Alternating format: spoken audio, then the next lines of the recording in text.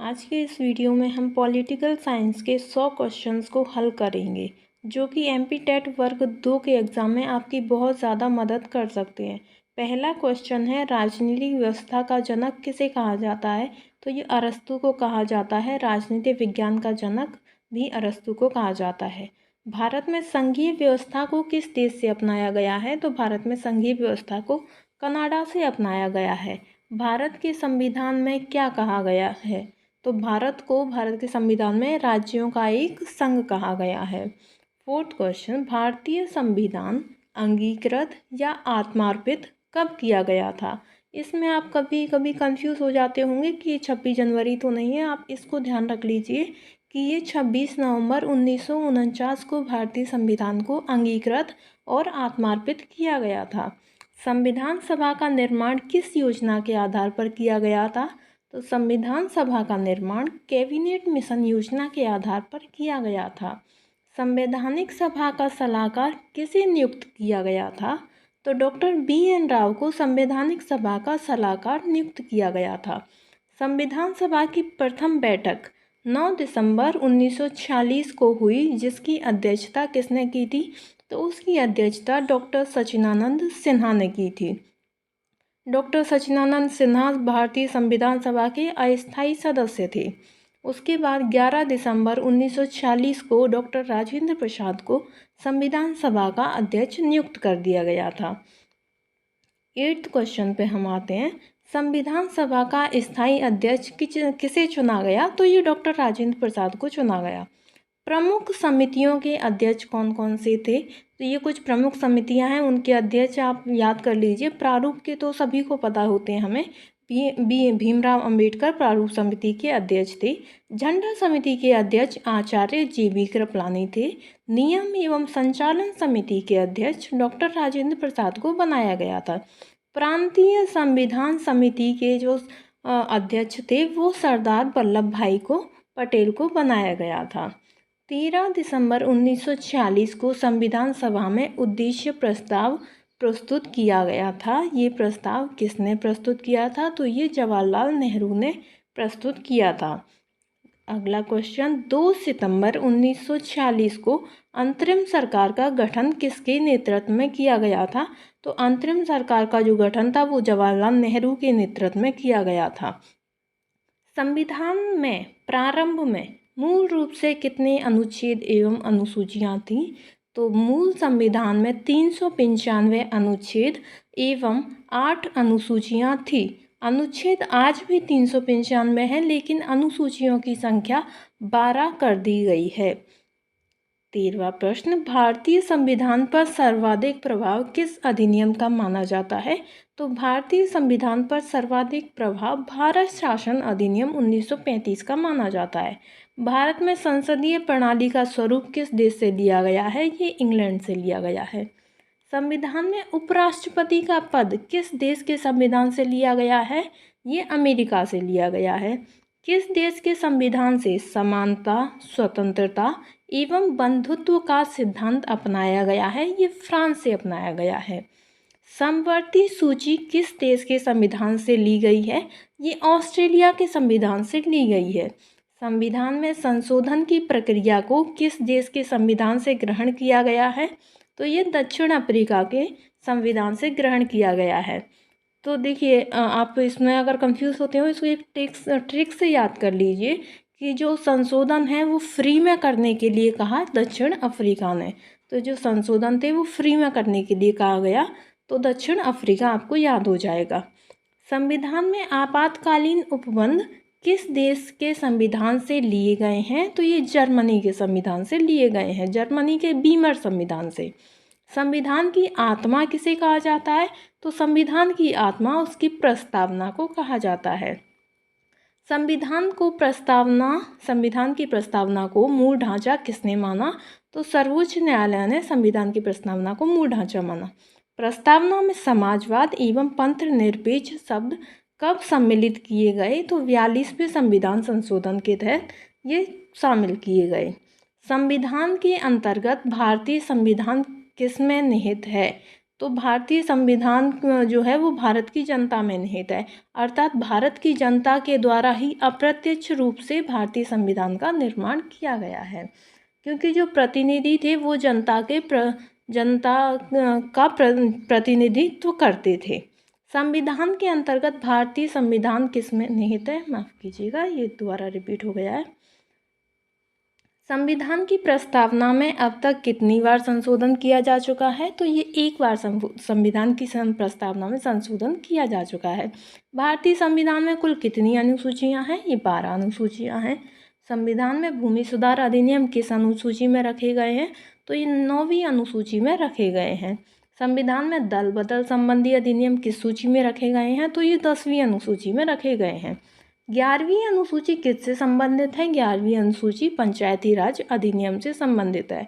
आपके MP TET वर्ग 2 में पंचायती राज स्थानीय स्वशासन एक टॉपिक लगा हुआ है, तो आप पंचायती राज के जो अधिनियम अनुच्छेद हैं आप उनको ध्यान से याद कर लीजिएगा। अगला क्वेश्चन है, संविधान में 12वीं अनुसूची किससे संबंधित है? तो 12वीं अनुसूची नगरीय निकाय से संबंधित है। नगरीय निकाय भी टॉपिक आपके एमपी टेट वर्ग 2 के सिलेबस में लगा हुआ है, तो आप नगरीय निकाय के अनुच्छेदों को भी याद कर लीजिएगा। संविधान में 8वीं अनुसूची में कितनी भाषाओं को स्थान दिया गया है? तो ये 22 भाषाओं को संविधान की 8वीं अनुसूची में स्थान दिया गया है। संविधान में केंद्र और राज्यों के बीच विधि निर्माण के लिए विषयों की सूची कौन सी अनुसूची में है? तो 7वीं अनुसूची में है। 7वीं अनुसूची में केंद्र और राज्यों के लिए केंद्र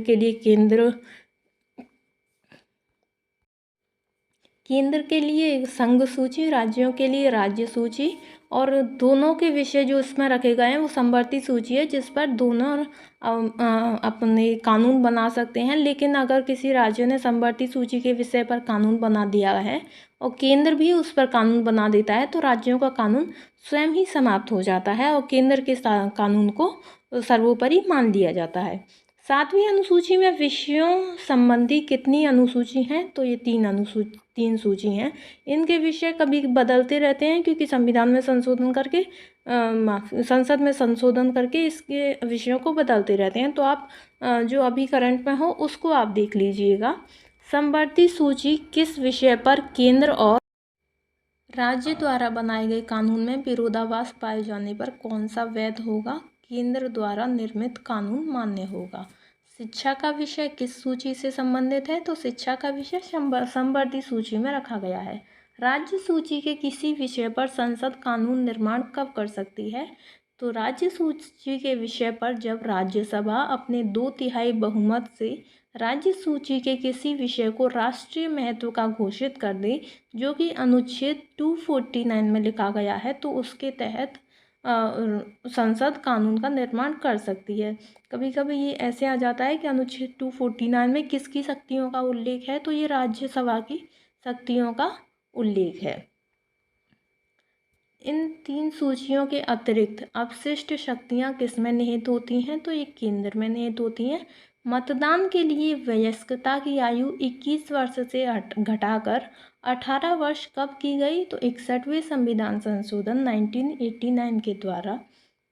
संविधान के किस भाग में मूल अधिकारों से संबंधित उपबंध हैं? तो भाग 3 में है। संविधान के प्रारंभ में कितने मूल अधिकार थे? संविधान के प्रारंभ में हमें 7 मूल अधिकार प्राप्त थे, जो कि संपत्ति का अधिकार को हटा दिया गया है।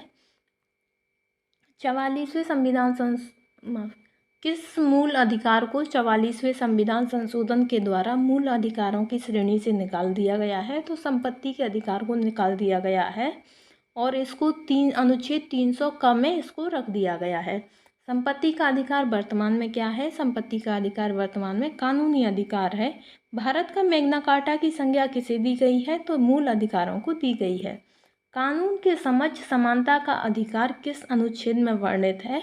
अनुच्छेद 14 में कानून के समक्ष समानता का अधिकार है और समान विधिक संरक्षण भी है। प्रेस की स्वतंत्रता या अभिव्यक्ति की स्वतंत्रता किस अनुच्छेद में निहित है? तो अनुच्छेद 19 में जो हमें 6 प्रकार की स्वतंत्रताएं मिली हुई हैं, उनमें 19 के पहले अनुच्छेद में हमें प्रेस की स्वतंत्रता और अभिव्यक्ति की स्वतंत्रता दी गई है। अनुच्छेद 21 में नागरिकों को कौन सा अधिकार वर्णित है? तो प्राण एवं दैहिक स्वतंत्रता का अधिकार अनुच्छेद 21 में वर्णित है, जिसे कि आपातकाल के दौरान भी स्थगित नहीं किया जा सकता। अपने अधिकारों की पालना सुनिश्चित करने अथवा अधिकारों की रक्षा के लिए व्यक्ति किसकी शरण ले सकता है? तो न्यायालय की शरण ले सकता है। किस संविधान संशोधन के द्वारा 6 से 14 वर्ष तक के सभी बालकों को निःशुल्क एवं अनिवार्य शिक्षा का अधिकार प्रदान किया गया? तो 86वें संविधान संशोधन 2002 के द्वारा 6 से 14 वर्ष तक के सभी बालकों को निःशुल्क एवं अनिवार्य शिक्षा का अधिकार दिया गया। किस अनुच्छेद के अंतर्गत 14 वर्ष से कम आयु के बालक को खानों, कारखाने आदि में काम करने को बाल श्रम के तहत निषेध किया गया? ये अनुच्छेद 24 के तहत। बेगारी प्रथा किस अनुच्छेद के तहत अवैध है? तो ये अनुच्छेद 23 के तहत अवैध है। सिखों को धर्म का अंग मानकर कृपाण रखने की अनुमति किस अनुच्छेद द्वारा दी गई है? अनुच्छेद 25 के द्वारा दी गई है। आजीविका या व्यवसाय करने की स्वतंत्रता का अधिकार 1906 में वर्णित है। किस राज्य पर यह लागू नहीं होगा? तो ये पहले जम्मू कश्मीर राज्य पर लागू नहीं होता था, लेकिन अब ये हर जगह लागू है। मूल अधिकार किस देश के संविधान से ग्रहण किए गए हैं? तो मौलिक अधिकार अमेरिकी संविधान से ग्रहण किए गए हैं। अस्पृश्यता का अंत किस अनुच्छेद के द्वारा किया गया है? तो अस्पृश्यता का अंत अनुच्छेद 17 के तहत किया गया है। मौलिक अधिकारों को स्थगित या निलंबित कौन कर सकता है? मौलिक अधिकारों को स्थगित या निलंबित करने की शक्ति केवल और केवल राष्ट्रपति के पास है। कौन से मूल अधिकार को आपातकाल में भी निलंबित नहीं किया जा सकता? तो जीवन का अधिकार अनुच्छेद 21 को आपातकाल में भी निलंबित नहीं किया जा सकता। मौलिक अधिकारों में संशोधन का अधिकार किसे प्राप्त है? तो संशोधन का अधिकार संसद को प्राप्त है। अनुच्छेद 32 में क्या वर्णित है? तो अनुच्छेद 32 संवैधानिक उपचारों का अधिकार हमें देता है। डॉक्टर भीमराव अंबेडकर ने संवैधानिक उपचारों का अधिकार को क्या बताया? तो संवैधानिक उपचारों के अधिकार को संविधान का हृदय या आत्मा कहा। मूल कर्तव्य संविधान के किस भाग में वर्णित हैं? तो भाग 4 में मूल कर्तव्य हैं। मूल कर्तव्य संविधान के किस संशोधन अधिनियम द्वारा जोड़े गए? तो 42वें संविधान संशोधन द्वारा जोड़े गए। वर्तमान में संविधान द्वारा कितने मूल कर्तव्य हैं? तो 11 मूल कर्तव्य हैं। किस समिति की अनुशंसा पर मूल कर्तव्य संविधान में जोड़े गए? सरदार स्वर्ण सिंह समिति की अनुशंसा पर इंदिरा गांधी सरकार ने ये जोड़े थे। मूल कर्तव्यों की संकल्पना किस देश के संविधान से ली गई है? तो मूल कर्तव्य सोवियत संघ से लिए गए हैं। राज्य के नीति निर्देशक तत्व का वर्णन संविधान के किस भाग में है? तो भाग 4 में है। नीति निर्देशक तत्व किस देश के संविधान से प्रेरित हैं? ये आयरलैंड के संविधान से प्रेरित हैं। भारत की विदेश नीति से संबंधित अनुच्छेद कौन सा है? तो अनुच्छेद 51 भारत की विदेश नीति से संबंधित है। राष्ट्रपति के निर्वाचन में कौन भाग लेता है? तो राष्ट्रपति के निर्वाचन में संसद के निर्वाचित सदस्य एवं राज्यों की विधानसभाओं के निर्वाचित सदस्य भाग लेते हैं। इसमें मनोनीत सदस्य भाग नहीं लेते हैं। संसद के अधिवेशन को बुलाने एवं समाप्त करने की शक्ति किसमें निहित है? तो राष्ट्रपति में निहित है। अनुच्छेद 123 के अनुसार राष्ट्रपति अध्यादेश कब जारी कर सकता है? तो राष्ट्रपति जब संसद का अधिवेशन ना चल रहा हो तो अध्यादेश जारी कर सकता है। मंत्रिपरिषद के सदस्यों को पद एवं गोपनीयता की शपथ कौन दिलाता है? ये राष्ट्रपति दिलाते हैं। उच्चतम न्यायालय से परामर्श प्राप्त करने का अधिकार राष्ट्रपति को किस अनुच्छेद के तहत प्राप्त है? तो अनुच्छेद 143 के तहत प्राप्त है। राष्ट्रपति परामर्श प्राप्त कर सकते हैं, लेकिन उच्चतम न्यायालय परामर्श देने के लिए बाध्य नहीं है। जैसे बाबरी मस्जिद के विवाद पर उच्चतम न्यायालय ने राष्ट्रपति को परामर्श देने से मना कर दिया था, तो उच्चतम न्यायालय राष्ट्रपति को परामर्श देने से मना भी कर सकता है। राष्ट्रीय आपातकाल की घोषणा किस अनुच्छेद के तहत की जाती है? राष्ट्रीय आपातकाल अनुच्छेद 352 के तहत लगाया जाता है। अब तक देश में कितनी बार आपातकाल घोषित किया जा चुका है? तो ये 3 बार घोषित किया जा चुका है।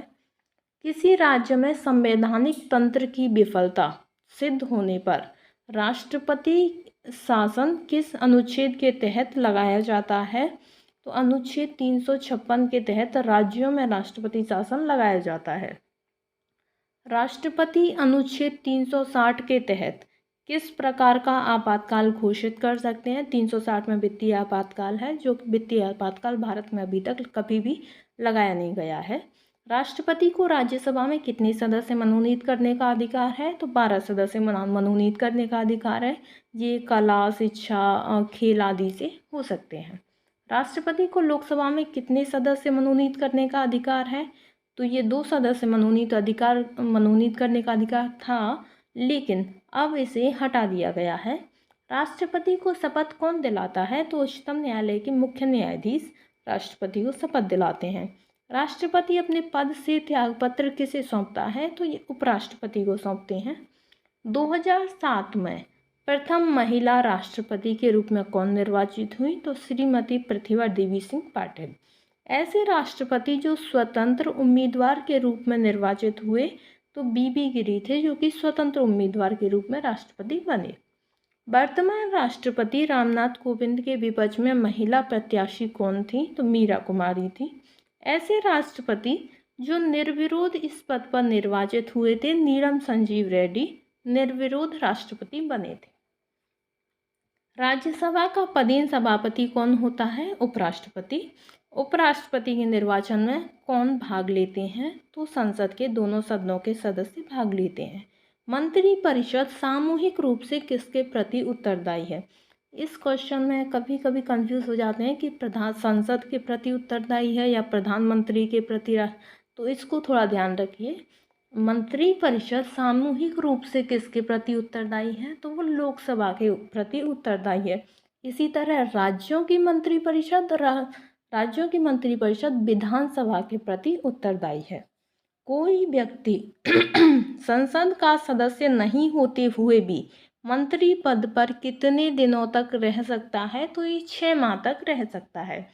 श्रीमती इंदिरा गांधी प्रथम बार प्रधानमंत्री बनी तब किस सदन की सदस्य थी? तो ये राज्यसभा की सदस्य थी।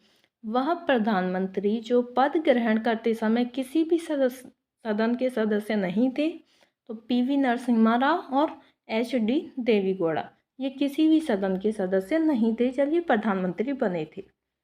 प्रथम गैर कांग्रेसी प्रधानमंत्री कौन बने? तो ये मोरारजी देसाई बने 1977 में। किस पूर्व प्रधानमंत्री को युवा तुर्क भी कहा जाता है? तो चंद्रशेखर को युवा तुर्क भी कहा जाता है। एक कार्यकाल में सबसे कम समय मात्र 13 दिन प्रधानमंत्री रहने वाले व्यक्ति कौन थे? अटल बिहारी वाजपेयी जी थे। सबसे कम आयु में प्रधानमंत्री बनने वाले व्यक्ति राजीव गांधी थे।